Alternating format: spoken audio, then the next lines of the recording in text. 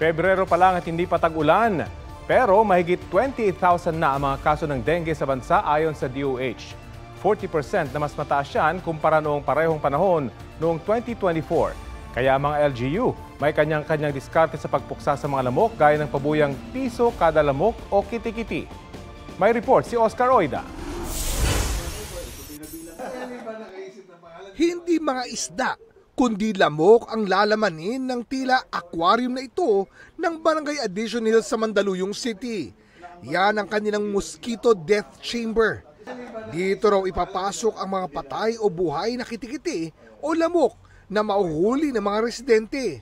At simula sa Miyerkules, sino mang residenteng makakahuli ng kitikiti o lamok, bibigyan ng barangay ng pera. Bawal lumahok ang mga minor de edad.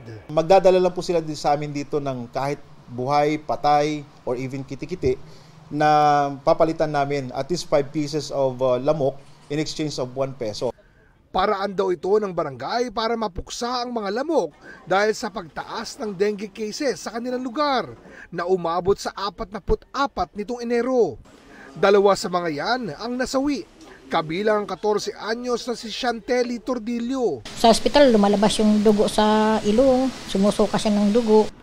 Pero may agam-agam ang Department of Health sa hakbang ng Barangay Addition Hills. Maganda ho, sumangguni tayo sa ating local health office sa Department of Health. Paano po kung baka mamaya maging parang palaisdaan? Baka mamaya magkaroon tayo ng breeding ng mosquito. Ayaw po natin yun. Hindi po ito magiging forever na gagawin namin. Isa lang po ito sa alternatibo para mapababa yung kaso namin.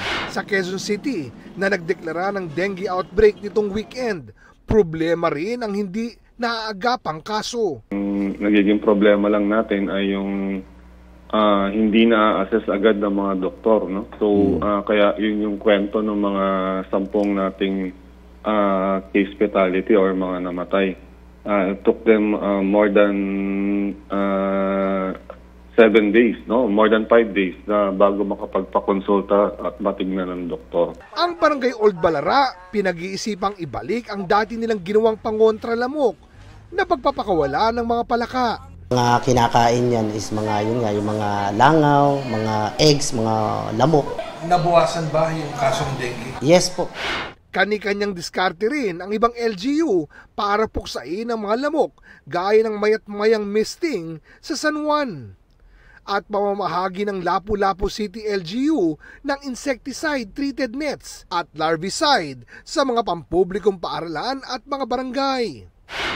Bukod sa Quezon City, 8 lugar sa Central Luzon, Calabarzon at NCR ang nakitaan ng Department of Health ng biglaang pagsipa ng dengue cases. Hindi siya panahon ng tag-ulan, pero yung tinatawag na shear line, ITCZ, yung easterlies, dumadami yung buhos ng tubig at pag dumami ang buhos ng tubig, talagang naiipon yan sa paligid-ligid. Yung mga lamok dumadami.